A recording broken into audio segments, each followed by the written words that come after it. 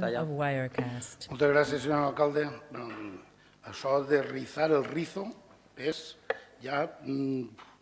Bé, deixem-nos de formulismes, deixem-nos d'allò de fer equilibri en una maroma perillosa i anem a la molla de la qüestió.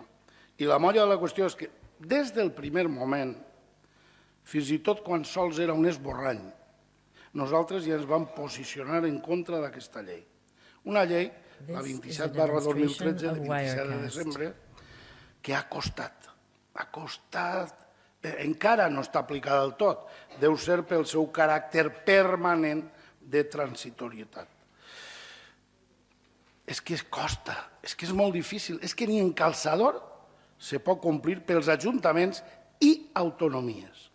Una llei que deixa sense moltes de les competències a les administracions locals, que equilibris o no, sens dubte, són i seran les administracions més properes als ciutadans. Per tant, per aquest motiu tan obvi, a la que els nostres veïns i veïnes poden adreçar-se amb més facilitat per a resoldre els seus problemes.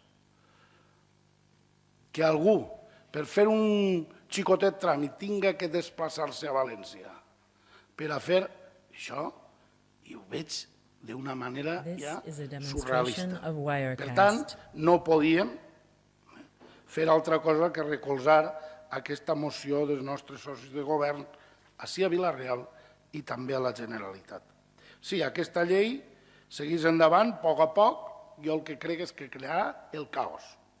Està clar que paràlisi administrativa, que ja n'està creant, que ja està passant, no ací, sinó en els 8.000 ajuntaments i en tots els llocs on se vol aplicar. En tot arreu. Perquè, sí, és veritat, també inseguretat jurídica. I el que a nosaltres ens sembla més greu, que hi ha que apuntar-ho en lletra roja, la barbaritat més gran de totes d'aquesta llei, deixarà a milions de persones sense cap tipus de cobertura social en la que està caient. Este punt és el més important i seria suficient com per haver demanat ja, tots, altra vegada, tots junts, la derogació de la mateixa. És necessari derogar aquesta llei. La RSSAL no se pot aplicar. Serà ni en calçador aplicada. Però també l'existència d'un compromís majoritari que ho demana. No és aquest Ajuntament de Vila-real el que avui ho demanarà perquè hagi d'aprovada, sinó són una veu majoritària davant d'una reforma que atenta contra el principi d'autonomia local, sí, i també els interessos inherents a les comunitats locals, a les autonòmiques. Afecta als serveis públics, a la prestació dels quals requereix, ho tenim claríssim, pensem, de la proximitat, com no se pot veure això. Com dia al principi, és la més propera. I això fa que s'asseguri l'accés als ciutadans en condicions d'igualtat i d'equilibri.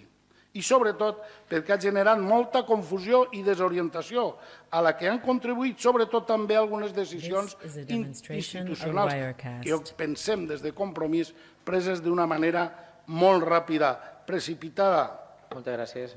Acaba enseguida, senyor alcalde. Jo l'únic que tinc que dir, i acaba, ja veu, 10 segons, és per dir, si no s'aclareixen, si no ens deixen aclarir-nos, derogació.